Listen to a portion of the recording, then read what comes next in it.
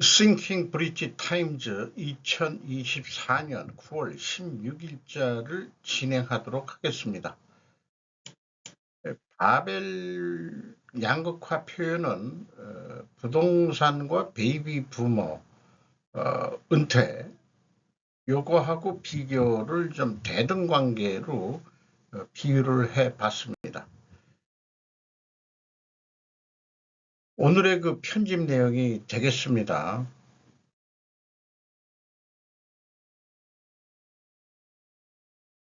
유명 유튜버 슈카월드의 그 어저께 일요일 방송 내용인데요. 또 그 기록으로 남겨놓고 싶을 정도입니다. 끝없이 증가하는 주택담보대출, 뭐 가계부채에 대해서는 저도 여러 번 좀 취급을 해본 적이 있습니다만은 이 진행자의 그 정보 수집 능력은 꽤 높다고 할 수 있겠어요. 저는 뭐 매일의 그 뉴스거리에서 그 직관적으로 느끼는 것들을 그냥 편집하는 수준에 머물러 있는데 자료 조사를 상당히 열심히 한 그런 내용들이 비춰집니다. 요거는 그 앞에 소비 심리에 대한 거지만은 관계가 있다고 해서 가져와 봤어요.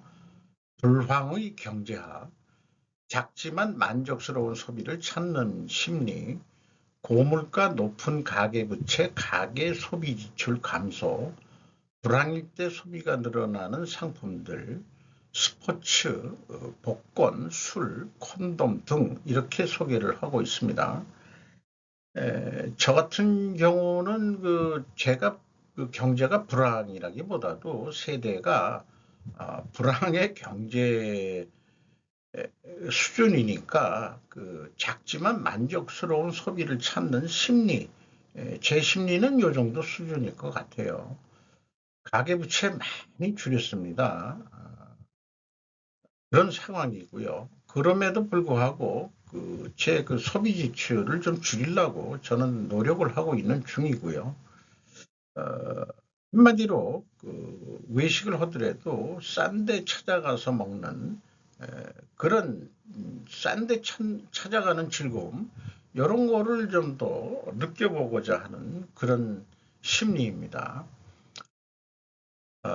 국제결제은행 BIS가 한국 가계부채에 대해서 경고를 했답니다. 최근에 한국의 높은 가계부채 수준이 경제성장에 심각한 위험이 될 것이다. 지금 경제성장이 좀 둔화되고 있죠. 벌써 실질적으로 만 2년 이상 이렇게 지금 진행되고 있을 겁니다.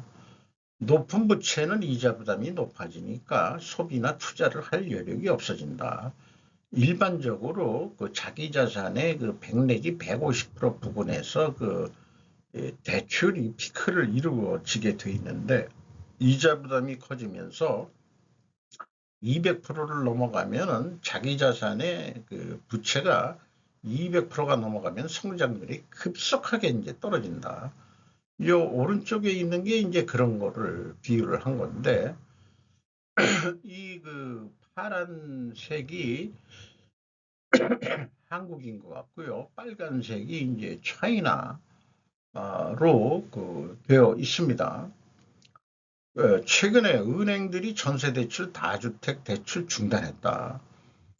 그런데 이제 윤 정부 들어와서도 대출 규제를 한다면서도 소상공인 무슨 지원자금 이런 거 풀리고 또는 경우에 따라서는 가계대출도 어느 정도 젊은 세대를 위해서는 풀어준다. 뭐 보금자리론이라든지 뭐 이런 등등으로 해서 또 그래서 대출 정책이 너무 수시로 바뀐다고 해서 지금 문제다 이런 얘기도 있긴 있습니다. 어쨌든 8월 달에 가계 대출이 8,495억 원 증가했고 9월 들어 5일 만에 4,759억 원이 늘었다 이렇게 얘기를 하고 있습니다. 이 BIS 쪽에서 소개한 거는 한국과 중국은 역사적으로 GDP 대비 부채가 100% 넘을 때 GDP 성장률이 정점에 달했고 이후 성장률이 낮아져 왔다 이렇게 얘기를 하고 있습니다. 그리고 지금 한국의 민간 대출 비율이 222.7%나 되는데 이거는 이제 가계부채가 100이라고 했을 때 기업부채는 122다. 기업들이 뭐 하는데 그렇게 또 부채를 많이 짓고 있느냐, 차입금이. 그리고 또한 가계 신용대출은 또 1900조 원 정도가 또 된다고 합니다. 어, 참 이자가 지금 우리가 3.5% 기준금리면은 낮은 게 아닌데 이자 갚기가 지금 급급할 뻔다. 이런 얘기가 되겠죠. 어, 자본 생산성이 가장 낮은 분야에 가장 많은 돈을 넣어놨다. 당연히 효율적인 성장은 불가능한 구조다. 어, 이렇게 되면은 그 부동산 폭등이 없는 한 이 빚을 갚을 방법이 없니? 이자 월급 근로소득자들이 만약에 빚을 빌렸다 그러면은 에, 언제까지 그거를 해 나갈 거냐 이거예요. 그래서 과거에 지금 그 노인 세대들이 한번 재미를 봤듯이 우리는 왜 안 내냐 젊은 세대들이 부동산 폭등이 돼야 그 다음에 이제 에, 그 최고서 조금 더 그 차액으로 저렴한 주택을 산다든지 뭐 이런 거로 한다 이거죠. 2024년 현재 가계 기업 민간 부채 아까 222.7%라는 게 2,734조 원이라는 얘기고요. 2018년 이후 천조 원이 증가했다. 이 천조국 시대만 하더라도 야 이거 너무 많다 뭐 이렇게 됐는데 이게 뭐 2,700조 정도 된다면은 이건 너무 빚이 많다. 누가 재미를 보고 있느냐? 어, 금융권이겠죠, 금융권. 글로벌 금융 세력들이 돈을 벌고 있는 거겠죠.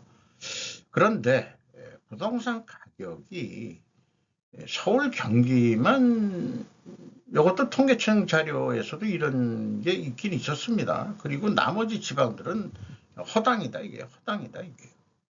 울산만 약간 올랐다 이런 얘기고요. 지금 그래서 그 부동산 가격도 양극화가 심각하게 되고 있다 이런 얘기인데 이 진행자 슈카월드는 사실 우리는 서울 주택가격 안정화를 바라기는 하는 것입니까? 자, 그 영끌족들이 왜 힘들게 하냐 그러면은 결국은 뭐 주식 같은 거 해서도 그렇고 궁극적으로 결국은 부동산은 언젠가 오른다. 이런 그 불패 신화 때문에 하는 것 같아요. 자, 그러면은 높은 금리에도 주택담보대출 증가 원인은 이렇게 이제 그 진행을 했네요. 그래서 그 원인으로 설명하는 것은 늦게 사는 자가 패배하는 게임이기 때문에 그렇다. 서울 아파트 매매 가격이 25주째 상승하는데 이거 지역별로 차이가 있긴 있습니다. 대한민국의 패배 공식은 서울에 집을 늦게 사면은 패배한다. 이런 것 때문에 주담대가 그 계속 증가했던 거 아니냐는 이제 원인을 하는데 그런데 이제 이거를 정리를 하면서 내 느끼는 게 종전에 이 1, 2차 베이비 부모 세대들의 그 은퇴 시기에 맞물려 있는 게 또 현실이고 그래서 그 1, 2차 베이비 부모 은퇴도 한몫하고 있지 않겠냐 이런 생각을 하게 됩니다. 그렇다면은 그럼 두 번째 질문을 여기부터는 이제 제가 한번 생각을 해보는 거예요. 부동산 양극화의 원인은 무엇이냐 그러면은 서울 경기 지역의 한국 인구의 반 이상이 살고 있는 인구 집중 때문이다라고 원인을 생각해 보면은 연이어서 질문은 그러면 서울 경기 지방의 인구 집중 원인은 무엇이냐라고 물어보면은 생각해 보면은 서울이 정치, 정부, 경제, 기업, 교육, 대학교 등 문화, 예술 및 영화, 엔터테인먼트 등 모두가 서울에 몰려 있기 때문이다. 거기다가 반도체는 경인 지방에 몰려 있다. 그러니 인구가 많아지고 살아야 될 집들은 필요하니까 당연히 그 집값은 오르게 된다는 논리가 나오는 거죠. 그렇다면은 이제 이거하고 이제 저출생률하고 이제 연관이 또 되죠. 그 원인은 그럼 뭐냐? 그러면은 좁은 지역의 인구가 몰며 살면서 거기다가 이제 아파트와 같은 이제 집단 공간에서 살게 되면은 그 지구자연이라고 제가 표현해 봤습니다. 자연은 스스로를 저출산으로 유도한다. 이거는 동물의 세계도 마찬가지다 이게요. 한 지역에 개체 수가 크게 늘어나면 먹고 살고 생존하는데 지장이 있으니까 새끼들을 안 낳는다 이게요. 근데 개는 그 인간 반려견들은 출산들을 잘 하나요?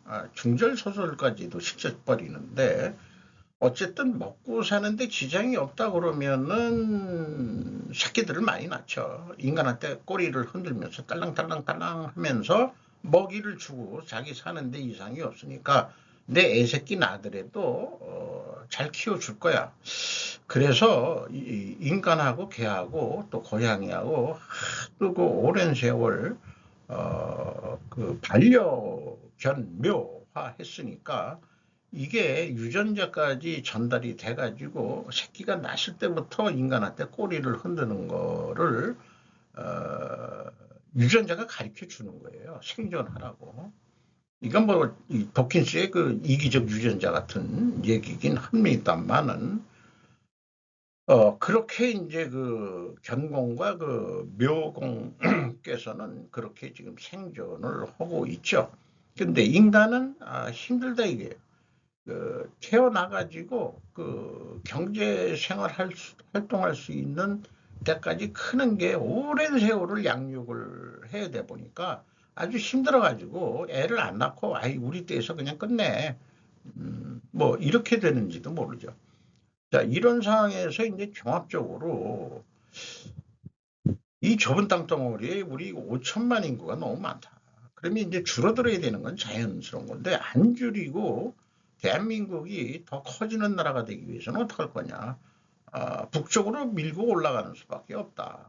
뭐 그거는 이제 무력으로가 아니고 어떤 식으로든 북한 통일을 해가지고 우리나라 그 토기 세력들이 이게 때가 또 어느 때냐. 그때 이제 법으로 잘 해야 될 거예요 아마. 아, 그래야 이제 그 서울 지역의 그러면은 점차적으로 바로 평양으로 가기는 어려울 거고, 개성, 그 다음에 이제 황해도, 그 뭐 이런 쪽에, 이런 쪽으로 좀 좀 부동산이 확장되고 개발이 될 수 있지 않겠냐. 이런 그 상상까지 해보게 되네요. 그래서 이게를 좀 제가 그 표를 그 뭐 그냥 만들어 본 건데 개인적으로 느끼는 체력 뭐 기라고도 얘기하고 있어 곡선인데 제가 여기입니다. 60대 때 건강을 너무 자만했는지 모르지만은 최근에 한번 크게 앓으면서 체력이 급격히 떨어지는 것을 느낍니다. 어, 뭐 0세에서 10대 될 때까지 급격히 늘어나고 아마 20대쯤 절정을 이루겠죠. 이 절정을 이룰 때 우리 때에는 이때 결혼을 했습니다. 아, 그, 그리고서 이제 체력이 줄겠죠. 쭉 줄어가는데 이 3, 40대가 운동 안 하면 이제 살만 디룩디룩 쪄져 체력 저하가 되는 거죠. 그리고 세대별 인구수 상징 그래프인데 지금 우리나라 인구 구조하고도 근데 이게 이렇게 긴 꼬리 곡선이 되면은 이거는 긴 꼬리가 아니고 이걸 뭐라 할까요? 뒤쪽으로 이렇게 볼록해진. 근데 이 5, 60대가 지금 은퇴 시기가 됐단 말이에요. 그러면은 적어도 퇴직금 뭐 이런 것들이 좀 손에 쥐고 나오게 될 겁니다. 70대도 꽤 인구가 좀 되죠. 80대도 좀 있을 거고, 90대까지는 제가 생각하기가 어렵네요. 어떻게 될지. 그런데 아까 주담대라든지 이런 서울 경인지방의 이 부동산 가격 오르는 거에 대해서 하나 추가적인 원인을 제가 생각해 본다면은 이 사람들이 은퇴를 하면서 퇴직금들을 받죠. 그 퇴직금을 잘못 쓰면은 날린단 말이에요. 사업한다고 다 자영업한다고 너도 나도 치킨집 하면은. 그러니까 이 퇴직금을 노린 어떤 세력들이 주식 잘못하면은 날라가니까 그래도 믿을 거는 부동산뿐이 없다. 그러니까 지금 퇴직금 가지고 한 채를 사기는 어려우니까 우리가 대출을 해줄게요. 그래서 집 한 채 마련해서 아니면은 예, 따로 사가지고 전세를 놓으시든지 임대료를 받으시든지 이렇게 또 재무 컨설팅을 하는 애들이 또 발생하고 있는 거 아니냐. 그러니까 아니 왜 경기가 안 좋던데 서울 부동산 가격만 그렇게 오르냐. 이게 저는 5, 60대 은퇴한 사람들의 퇴직금을 노리는 그거가 뭔가 영향을 미쳤을 것이라고 저는 생각을 하게 됩니다. 기시다 경제정책 사실은 획기적인데도 평가받지 못하는 이유라고 스즈키 히로시라는 사람이 다이아몬드 온라인을 통해서 기고를 했습니다. 정부가 내놓은 경제산업정책에 새로운 것이 없는 이유는 무엇인가? 이렇게 얘기하는데 이 사람은 전 장관 스가가 관방장관이 했을 때 주도한 인바운드 정책, 인바운드라면 이제 내수라고 보면 될 것 같아요. 새로운 성장 분야가 되었다고 말할 수 있을 것이라고 스가가 잘했었다.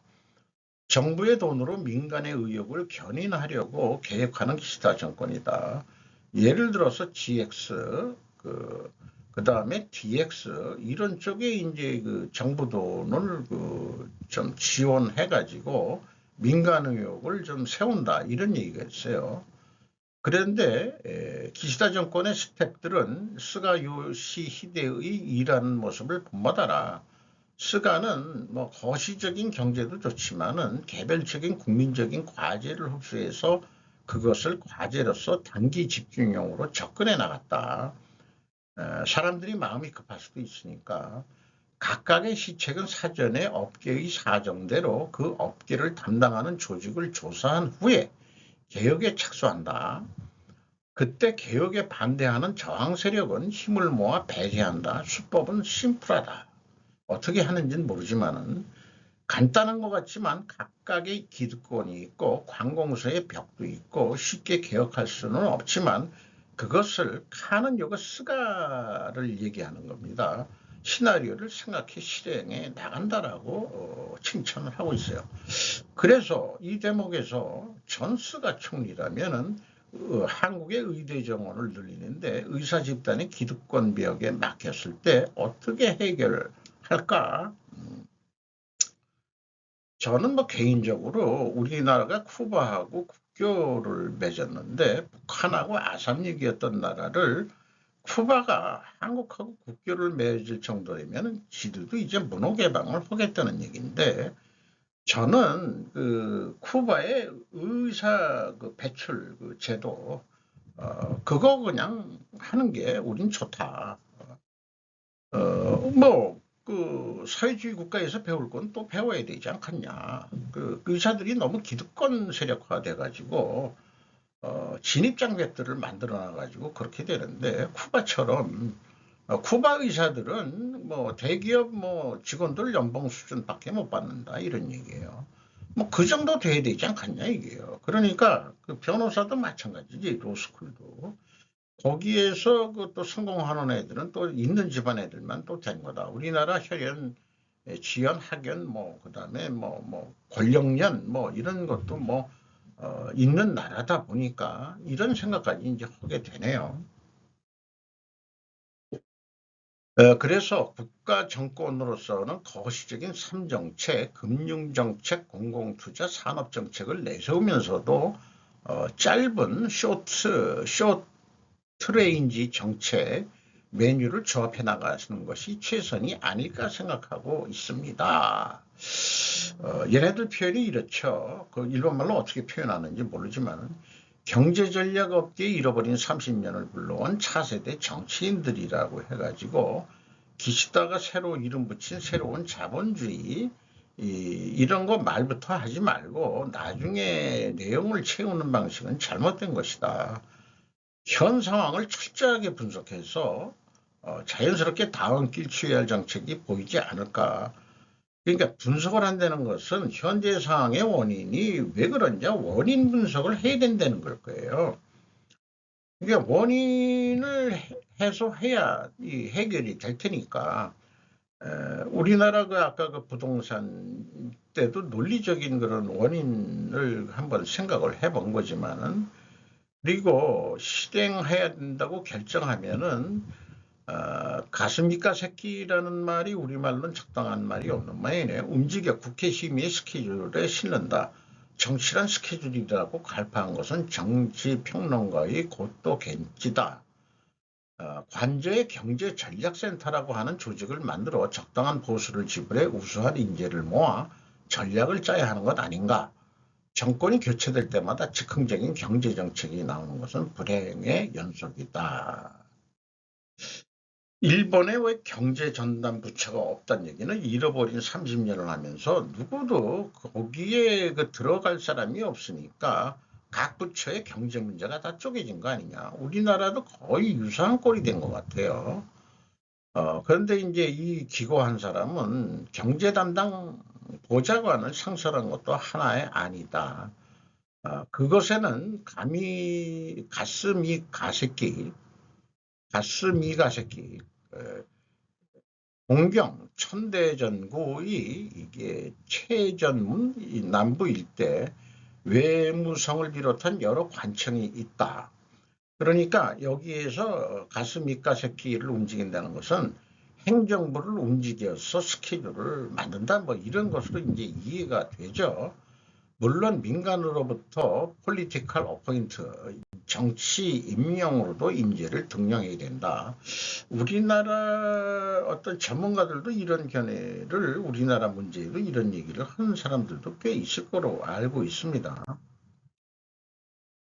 그래서 제가 이런 질문을 던져보고 싶어요. 한국의 경제계획은 어디 부서에서 하는가? 우리나라가 경제 발전할 때는 경제개발 5개년 계획 1차, 2차, 3차 뭐 이런 식으로 쭉 해왔죠. 박정희 정권 대통령 시절 때. 근데 지금은 어디서 하는 건지 잘 모르겠어요. 기획재정부인가? 근데 이 기획재정부에 대해서 이 댓글에 좀 폄하하는 그런 견해가 있습니다. 댓글 ARR 모식이라고 해가지고 쭉써 있는데 어쨌든 그 파레토 법칙처럼 기시다의 정책은 사실은 그 기득권층이고 부유층인 20%한테만 유리한 거지 80%의 국민들은 증세를 마구 당하고 그런 거 아니냐. 그리고 니사라는 거 만들어서 장롱예금 2천조 엔을 토해내게 만들어가지고 경제 활성화해서 주식 잘못하다가 또 돈 날릴 텐데 뭐 이런 거를 얘기하는 것 같아요. 그런데 댓글에 기린이라고 아이디를 하는 사람이 요거는 다 읽어보서 소개시킬 기분이 납니다. 정부가 경제 운영에 관해 일관된 전략을 갖지 못한 것은 당연하고 애초에 정부의 경제를 전문으로 소관하는 관청이 없기 때문입니다. 과거에는 총리실, 외국에서는 경제기획청이 존재해 경제 전체의 운영 전략을 정리했습니다. 그러나 그것이 2001년 지금 고이즈미 그 아들 내미가 총리하겠다고 나섰는데 고이즈미 총리 시절 때 행정개혁에 의해 파괴되었고 그 기능은 내각부에 통합되었습니다. 경제전략은 경제재정자문회의 등 실질적으로 재무부가 장악하게 되면서 정부로서의 경제 전략을 세울 부분이 존재하지 않게 된 것입니다. 말하자면 감독이 없는 축구팀 혹은 회계 담당이 지휘를 하고 있는 것 같아서 이길 수 있을 리 없습니다. 이거 아주 멋있는 비유예요. 그러니까 기획재정부 애들은 재무 쪽으로는 능사하고 회계하는 회계쟁이들이라고 비유가 되는 거죠. 야들이 그 기업 경영을, 그러니까 이 재무 회계하는 애들이 기업으로 비유한다고 그러면은 기업 경영을 허겄느냐 이게 허겄느냐, 그거한테 맡긴 꼴 아니냐 일본이. 그러니 제대로 될 리가 있냐. 재무 회계하는 애들한테 경제, 그러니까 이제 기업으로 치면 영업, 생산 이런 거를 뭐 산업자원통상자원부, 뭐 농림수산축산 무슨 뭐 부, 뭐 이런 거 우리나라도 뭐 여러 군데 이제 흩어져 있는데, 옛날에 무슨 경제기획청가 뭐 그런 게 있었던 것 같기도 하고, 잘 경제개발 5개년 계획을 누가 수립했겠어요. 그거 했는데, 공산주의는 계획경제고 우리는 경제계획이라고 바꿔 말하고 있지만은, 어쨌든 이런 것 같습니다. 9월 기시다 방안의 우라로 실은 한국에서 일어나고 있던 너무 의외의 변화의 내용. 참 일본 기사는 과장 표현도 많다고 자꾸 생각이 됩니다만은, 그러나 이걸 기고한 사람은 토요장이라고 제한국 컨설턴트인데 한국인 출신 같긴 하면서 일본에서 활동하는 것 같기도 해요. 기시다 방안의 우라라. 근데 우라라는 것은 이제 그 이면이라는 거로 이해가 됩니다만은, 이면이라고 하면은 또 그러니까 그냥 우라, 뒤에 있는 거, 이런 얘기로 이해가 됩니다. 윤 정권의 큰 성과는 한일 관계 복원밖에 떠오르지 않을 정도다. 그리고 나머지는 국내에서 야당이 모두 맡고 있는 형국이다. 그러다가 윤 정부 들어 종북 좌파 사상단체가 반국가 세력으로 자리매김해 수사 대상이 된 것도 영향을 미쳐 내가 다녀갔을 때는 좌파 집회를 거의 볼 수가 없었다 하는 소감을 얘기하고 있고요. 중요 부분만 발췌한 겁니다. 그런데 오래간만에 가니까 엄청난 물가 상승이 일본보다도 더 비싸게 당연히 느껴지죠. 뭐 일본에 있으면서도 느끼는 대로 종북 좌파의 기세가 뚜렷이 사라지고 있었다. 그것도 단순히 정부의 반국가 세력이라는 압박 때문이 아니고, 경제가 둔화되고 뭐 좀 그런 상황도 있는데 국민 자체가 이제 관심이 없다 이 말이에요.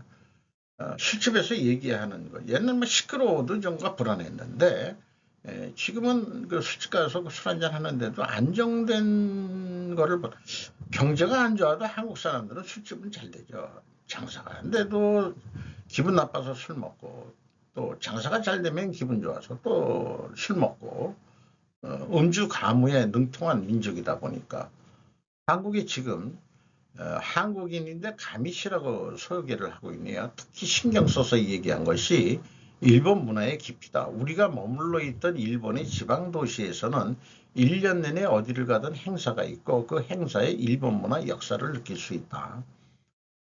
지금 나는 한일 문화 교류가 될 수 있는 것들을 하면서 한국인들과 일본에 있으면서 접하는 경우가 많다. 그런 사람들과도 역사관 이야기뿐만 아니라 일본을 어떻게 즐길 수 있는지는 화제로 분위기가 고조된다. 문화교류 뭐 이런 쪽으로도 그 비즈니스를 하고 싶은 모양이에요. 근데 그 댓글에는 좀 비판적인 견해가 있습니다. 언제 정권이 바뀌어가지고 유한 노선이 무너지고 반일 사이로 되돌아가 버리면 어떡하느냐. 그러니까 그 대한민국이든 중국이든 조심하고 농락당하지 말고 일본의 그 노선을 견지해 나가는 것이 중요하다고 개인적으로 생각합니다.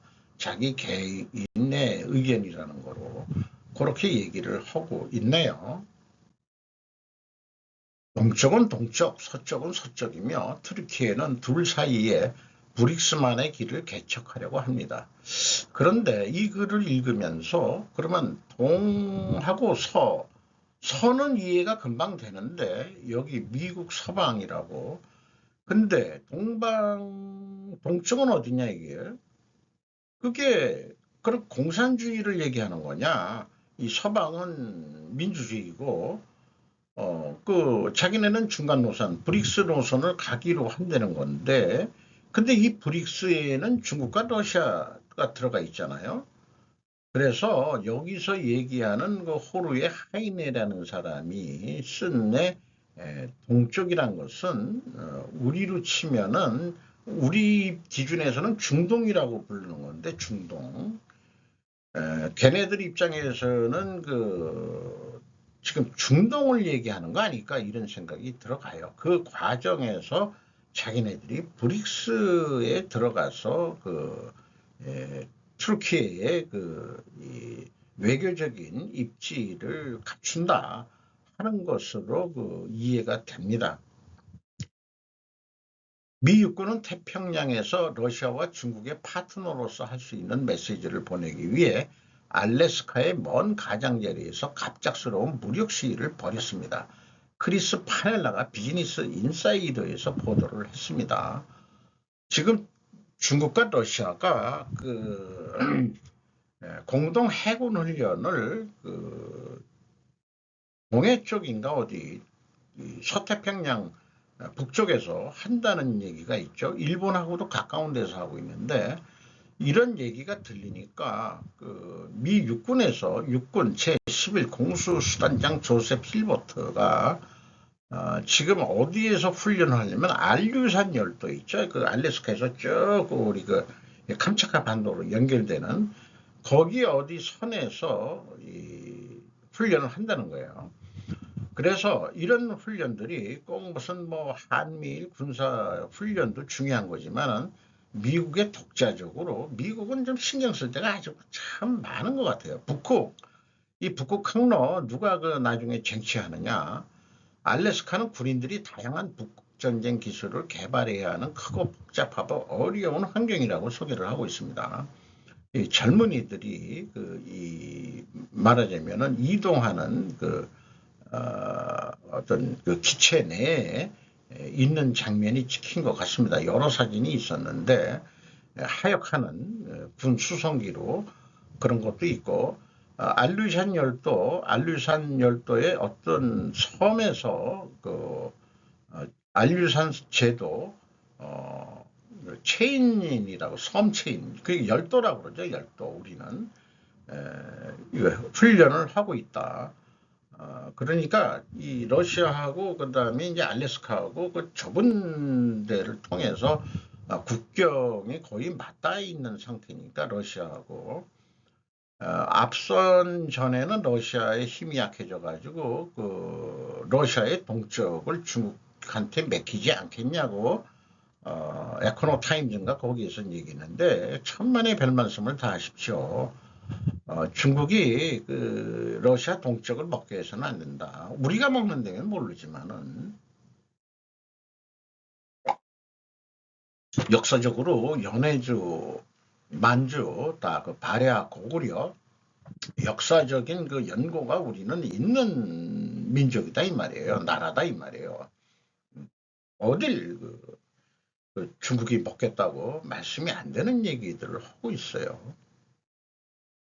정한 미국은 신경 쓸 때가 많습니다. 이유는 왜 실패했나? 유럽은 왜 빅테크가 없는가? 이것도 슈카월드가 참 재미있게 잘 진행을 했습니다. 그런데 이 아일랜드의 애플이 벌과금을 19조 원 내라고 판결이 냈다는 건데 정작 아일랜드는 아니 우리는 받고 싶지 않은데 자꾸 주겠다고 하는데 안 받을 수는 없지만 우리가 그거 원하는 거 아니다. 그래서 아일랜드의 그동안의 작전은 우리는 작전이라기보다도 국가 정책이 우리는 어떤 기업이나 납세자에게도 조세 특혜를 제공하지 않는다. 당신의 사업이 방청할 수 있는 최적의 국가 아일랜드 EU에 소속이면서도 영어를 사용하면서도 런던 바로 옆에 있으면서도 매우 수준 높은 근로자 풀을 가지고 있고 최적의 조세 국가입니다. 당신의 본사를 어디에 두고 있겠습니다. 브렉시트 이후 아일랜드로 본사를 옮긴 수많은 대기업들이 있다. 그래서 아일랜드 1인당 GDP가 10만 달러를 돌파했답니다. 영국보다 2배는 잘 사는 나라가 됐다 이게요. 그런데 자체 비테크가 없는 유럽은 비테크를 보유한 강대국에 더 의존하게 될 것이고 그만큼 리스크가 커진다. 규제만 했지 세금만 걷지 정작 EU는 비테크 기업이 하나도 없다.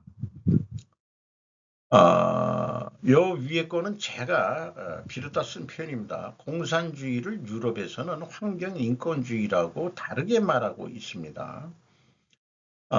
매그니피센트 세븐이 유럽을 다 장악했다는 얘기죠.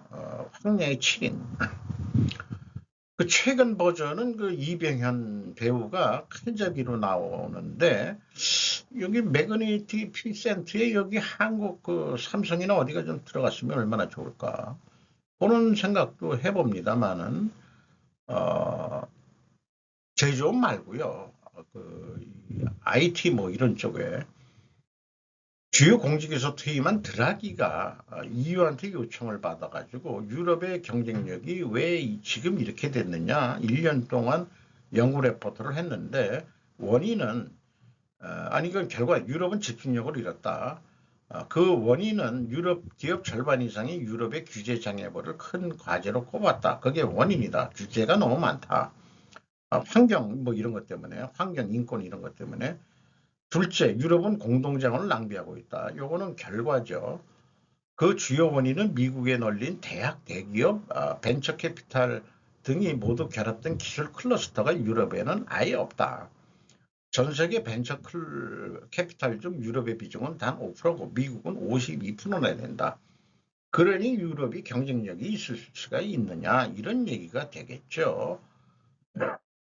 저건 요 중에서 지금 여기 터키 그다음에 우크라이나 그 밑에 그다음에 여기 이제 그 발칸반도 위는 일부 나라만 현재 그 좀 확정이 안 된대 이런 데를 얘기하는 것 같습니다. 나토에는 근데 들어가 있어요. 그 트루키에가 나토에는 들어가 있는데 EU에는 지금 신청이 돼 있는지 안 되는지 모르지만은 앞서서 얘기했듯이 브릭스 쪽에 그 신청을 했다는 거죠. 군사적으로는 나토에 들어가더라도 참 이 중간에 껴 있어가지고 여기가 세력이 켜졌을 때는 좌우를 지배하지만은 이게 힘이 약해졌을 때는 이, 그 양쪽에 의해서 찌부러드니까 거기에서 트르키예 입지를 강화를 해야 되니까 에르도안 대통령도 그 트르키예 생존을 위해서 무지 애를 쓰고 있는 것 같이도 느껴지네요.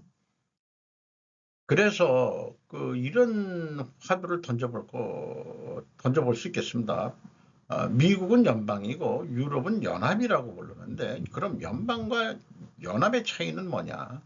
이 연합이라는 거기 때문에 실질적으로는 EU라고 했지만은 각자 놀이를 했다.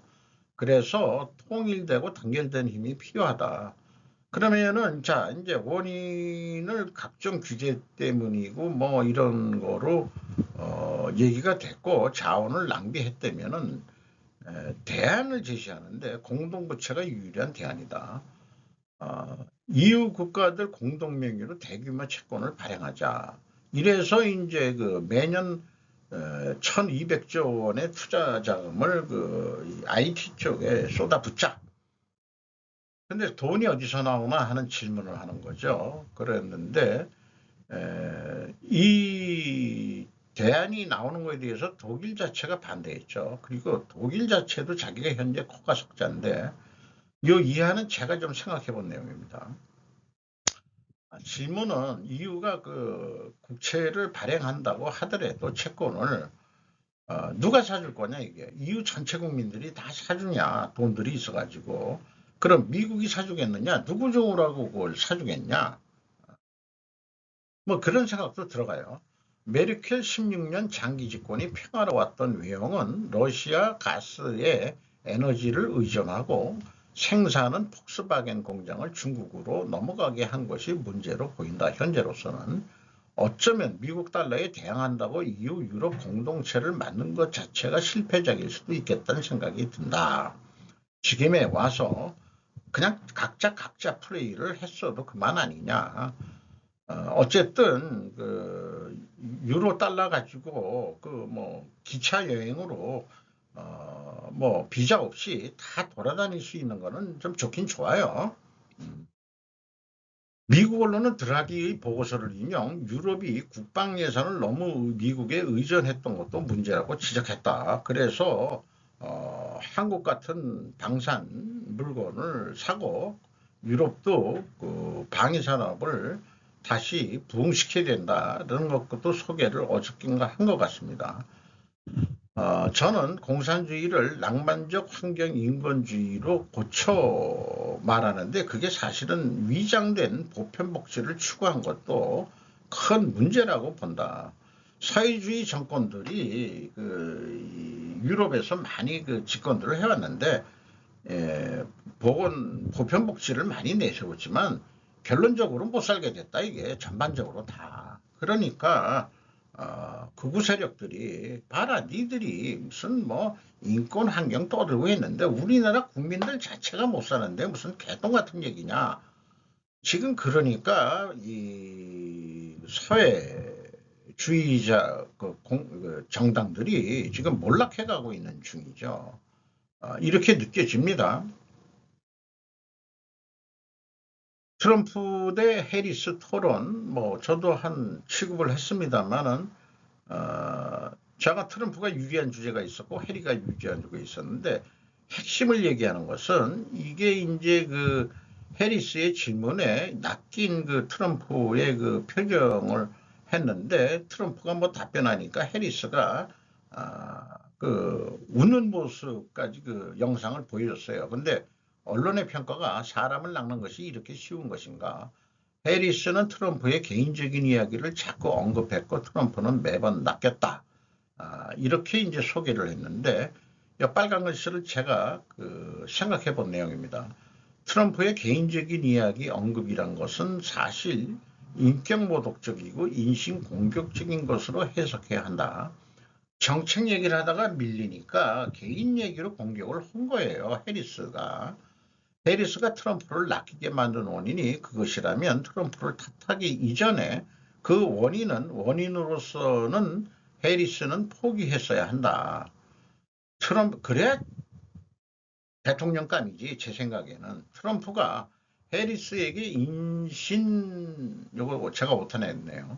공격적인 발언을 한 것도 없지는 않겠지만은 뭐 흑인이냐 뭐 인도인이냐 뭐 이런 이유로 기억이 납니다만은 낚는 기술을 사용하는 해리스가 걸려든 트럼프를 보고 웃는 모습을 보고서는 이 여자는 너무 해프게 웃는 것 같아 내 생각에는. 대통령 되고서도 그렇게 해프게 웃어가지고 미국의 그 위상이 되려는지 모르지만은 자관